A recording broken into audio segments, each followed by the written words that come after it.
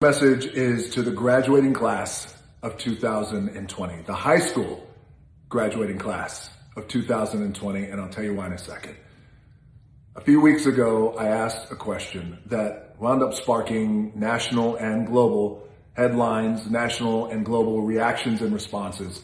And my question was very direct and it was to the point, but it was also very simple. And that question was, where are you? Where are you? And I was speaking to leadership. Where is that leader? Where is our leader who would step up to our country during this time when our country is on its knees, when our country is completely collapsed and on its knees, of dealing with and absorbing unprecedented civil unrest, unprecedented inequality? Where is that leader who's going to step up and face the country, face our people, take accountability for every single person in our country, every color, every religion, every gender, who will say, I hear you, and extend their hand, stand up, take my hand, stand up with me, get up off your feet, here we go, and we're going to do this together. I hear your voice, I feel your pain. Trust me, we're going to do this together, and I'm going to right this wrong. You know, I said something a few weeks ago, and I still stand by it, and I doubled down on it, which is, you'd be surprised. And I doubled down on it because I've lived it and I've experienced it, as millions and millions of people have. Because it's the basis of humanity. It's the basis of compassion and empathy, which is, you'd be surprised how people in pain would respond when you go to them and you say, I care about you, and I got you. You'd be surprised what would happen to a country who's on its knees, begging, in pain. You'd be surprised what would happen when you go to the country, your country, and you say, I got you, and I hear you, and we're going to get this done. Stand with me, shoulder to shoulder. Give me your time. Give me your trust. And I give you my word till my last breath. I'm going to right this wrong. This is hundreds of years of systemic racism. And it ends now. You'd be surprised what happens to that country. You know what happens? They all rise. Our country rises. You know what else happens? The world rises with us. My question of where are you? It wound up getting overwhelmingly positive responses, which was very cool, and I appreciate that. And as a matter of fact, the response was so overwhelming, I wound up becoming a top 3 choice to become president of the United States. Top 3 is not bad. Now, the odds makers had me at 2%, a whopping 2% to win, which, by the way, would make sense considering I'm not even running for president. So I appreciate it. I just want to take a moment to say I'm grateful for the few of you out there who look at me in that way. Thank you. Thank you. But I still ask the question, where are you? And I received a letter. And I received a letter that gave me my answer. Need you guys to indulge me for just a second because I want to read some paragraphs from this. You will appreciate these paragraphs. And in the end, you'll appreciate this entire letter. And you'll see where I'm going. Dear Mr. Dwayne Johnson, aka The Rock, thank you. My name is Lorraine Angelicos, and I am the rising senior class president with Pompano Beach High School in Pompano Beach, Florida. I'm writing on behalf of the students of Pompano Beach High School. I wanted to reach out to you now in hopes that I could persuade you to be our commencement speaker at my graduation. My graduation will be May 29th, 2020.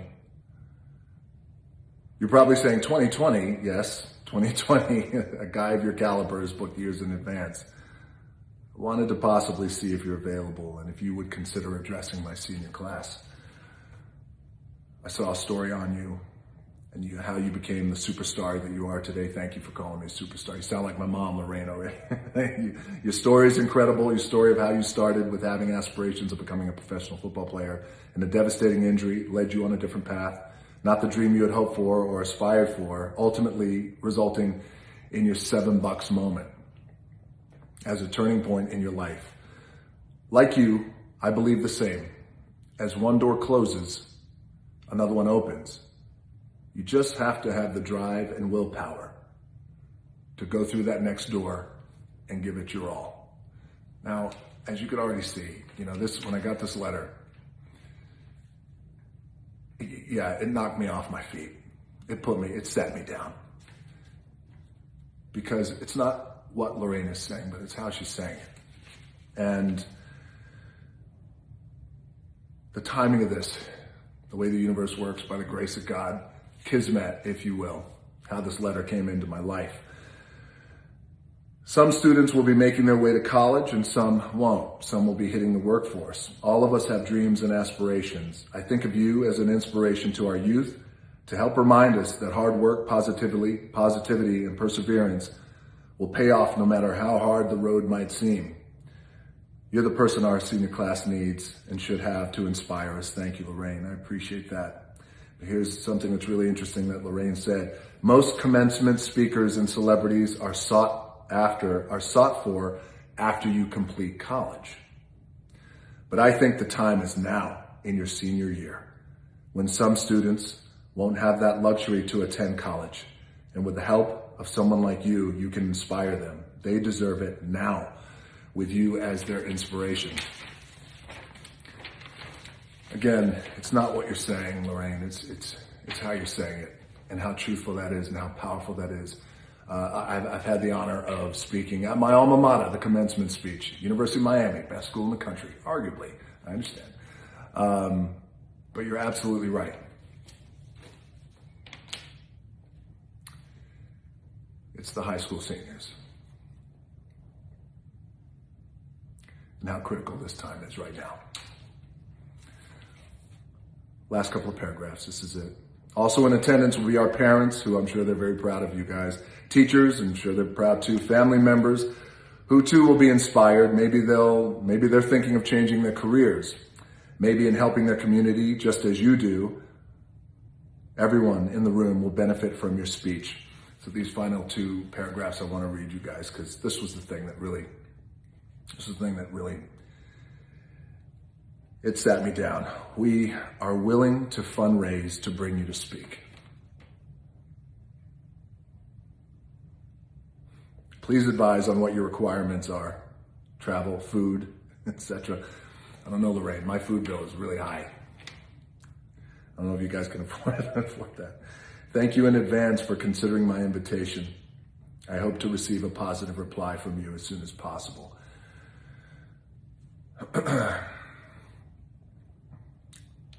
Lorraine, I would have done this for free. I would have traveled the world, around the world twice and back, just to come and speak to you guys during graduation. Had you guys had a normal graduation, had we been under different circumstances, you guys had an actual graduation, I would have been there.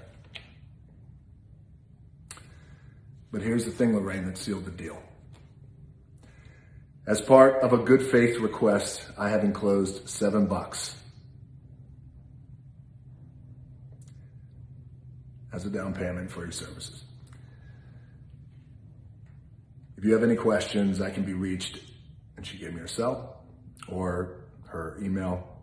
Sincerely, Lorraine Angelikos, Pompano Beach High School Senior Class President. There's $7 right there from Lorraine. So, Lorraine, I asked a question a few weeks ago to our nation's leadership, and I said, where are you? And now I have my answer. You're right here. Here you are. Here you are.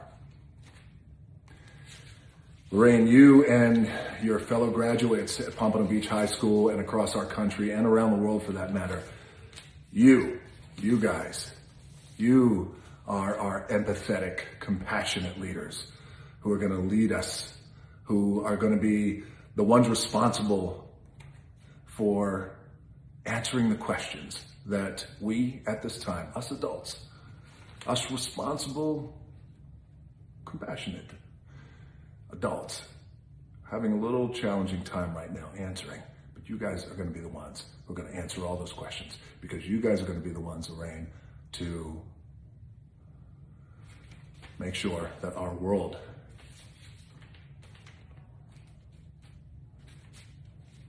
is enjoying a normalized equality. I want to thank you, Lorraine, for this, and I want to tell you good luck to you. And I found out through the grapevine that your graduation was moved from last month to this coming Friday, so I believe the timing of this is going to be pretty good. I want to congratulate you and all your fellow high school seniors, and again, your fellow high school seniors across this country and every high school senior around the world. You guys are the ones. You guys are the ones who are going to normalize equality. We're going to build the pathway. That's my accountability. Myself and others. We're going to build that pathway. You guys are going to make sure that it happens and that it stays that way forever. Because right now we are doing things at this critical time that we are defining our country's future. I use a word, Lorraine, I use this word a lot. It's called mana. In here. It is our heart. It's our power. It comes from in here.